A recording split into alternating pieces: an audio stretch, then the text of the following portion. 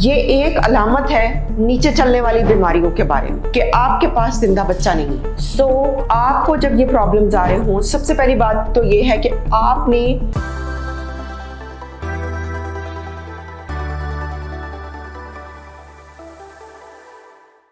अस्सलाम वालेकुम। मेरा नाम डॉक्टर तंजीला रहमान है और मैं कंसल्टेंट ऑब्स्टेट्रिशियन एंड गायनेकोलॉजिस्ट हूँ।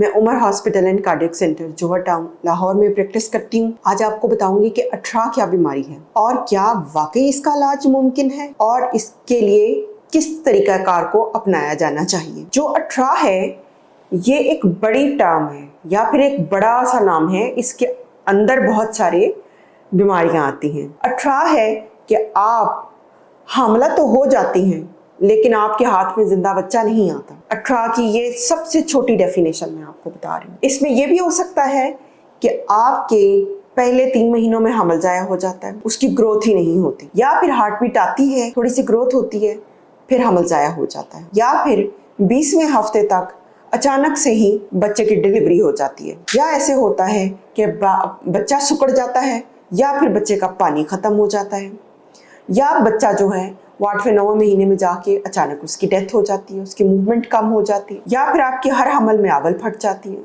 या आपके बच्चे जो हैं वो वक्त से पहले डिलीवर हो जाते हैं, या डिलीवर होने के बाद आपके बच्चे पहले ही महीने फौत हो जाते हैं। ये सब चीज़ें 18 है, ठीक है। अब इन सब चीज़ों की रेपिटेशन जब होती है, यानी एक दफ़ा हो गया, एक दफ़ा तो कोई इंसिडेंस होता है कि शायद कोई मिसहैप हो गया, दूसरी दफ़ा भी हो गया, तीसरी दफ़ा भी हो गया, तो हम कहते हैं रिकरेंट हो गई हैं, बार बार चीज़ें हो रही हैं। तभी आप लोग भी इसको आम जुबान में 18 लेबल करते हैं। हम डॉक्टर्स इसको कहते हैं बैड ऑब्स्टेट्रिक हिस्ट्री, यानी आपके पास आपका बच्चा जिंदा सलामत नहीं आता है। इसके अंडर बहुत सारी, जैसे मैंने आपको, एक वजह नहीं आती है, इसमें बहुत सारी वजूहात है, बहुत सारी बीमारियाँ हैं। बेसिकली ये एक अलामत है नीचे चलने वाली बीमारियों के बारे में कि आपके पास जिंदा बच्चा नहीं है। सो आपको जब ये प्रॉब्लम्स आ रहे हों, सबसे पहली बात तो ये है कि आपने नेक्स्ट जो प्रेगनेंसी करनी है, करने से पहले आपने डॉक्टर के पास जाना है प्री कंसेप्शन काउंसलिंग के लिए। डॉक्टर भी वो आप देख लें, आपको किसी माहिर या कंसल्टेंट डॉक्टर के पास जाना चाहिए ताकि वो तफसीलन आपका मुआयना करके और आपके टेस्ट कराकर आपकी वजह जानकर फिर उसके मुताबिक आपका इलाज करके आपको इजाज़त दे के अब आप प्रेगनेंसी कर लें। अब इसमें जो टेस्ट हैं वो क्या क्या हो सकते हैं किसी खातून के। सबसे पहले तो आपके खून के टेस्ट होने चाहिए। खून के टेस्ट के अंदर ख़ास तौर पर थैलासीमिया का टेस्ट होना चाहिए। उसके बाद आपके टेस्ट होने चाहिए शुगर के, ठीक है। ये ऐसे एक दफ़ा ग्लूकोमीटर से टेस्ट करने से आपको शुगर का पता नहीं चलेगा।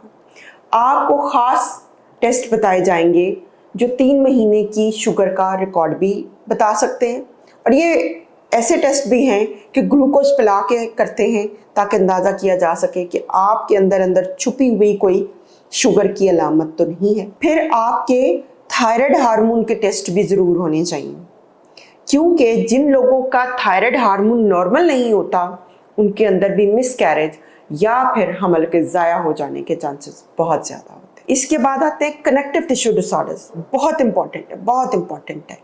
एक खातून के अगर बच्चा जिंदा नहीं बच रहा, हमल नहीं बच रहा, कनेक्टिव टिश्यू डिसऑर्डर बहुत इंपॉर्टेंट है। ये आपके पिछले अबॉर्शन या फिर आपकी पिछली कोई भी बैड इवेंट के बाद, यानी कि आपका पिछला बच्चा फौत हो गया या फिर आपका कोई और मिसहैप हुआ है, उसके 3 महीने बाद आपका ये ब्लड टेस्ट होगा और उसके फिर 3 महीने बाद होगा। अगर इस टेस्ट में लेवल्स जो हाई आते हैं तो इसका मतलब है आपको कनेक्टिव टिश्यू डिसऑर्डर है। उसका एक खास तरीका इलाज है, उसके मुताबिक आपका इलाज होगा, ठीक है। फिर आपका एक अंदरूनी अल्ट्रासाउंड होगा, देखा जाएगा कि आपके बच्चेदानी की साख्त ठीक है और या फिर बच्चेदानी का जो मुंह है, सर्विक्स है, वो छोटा तो नहीं है कि वो खुद ब खुद खुल जाता है और बच्चा डिलीवर हो जाता है, ठीक है। फिर सबसे इम्पॉर्टेंट आता है कि अगर आपके ख़ानदान के अंदर ही ये ऐसा है, शादियाँ होती हैं और भी बच्चे एब्नॉर्मल हैं लोगों के, आपका भी एब्नॉर्मल बच्चा होता है या फिर आपका बच्चा सिकुड़ जाता है पेट में ही माँ के, तो फिर आपके जीनियाती मादे का टेस्ट होना भी बहुत ज़रूरी होता है ताकि अंदाज़ा किया जा सके कि कौन सा ऐसा क्रोमोसोम है जिसकी वजह से आपके बच्चे नहीं बच पा रहे हैं। सो इस सेशन में आज मैंने आपको टेस्ट बताए सारे और बताया कि 18 का क्या है। जब टेस्टों की रिपोर्टें आएंगी तो उसके मुताबिक आपका जो बीमारी निकलेगी उसके मुताबिक आपको उसका इलाज किया जाएगा। ये जितनी मैंने आपको बीमारियां बताई हैं, इन सब बीमारियों का इलाज मुमकिन है और ये आपको हमल करने से पहले करना है। हमल करने के बाद आपको जो हमल को सपोर्ट करने वाले इंजेक्शंस हैं वो भी लगाए जाएंगे और टैबलेट भी दी जाएंगी ताकि आपका जिंदा बच्चा पैदा हो सके।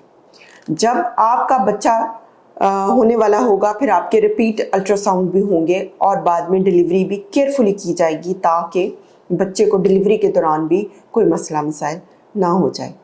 जब बच्चा पैदा होगा तब बच्चे का भी बच्चों वाला डॉक्टर जो है वो डिटेल मुआयना करेगा। अठरा के बारे में इस सेशन में मैंने आपको थोड़ा ब्रीफ बता दिया है।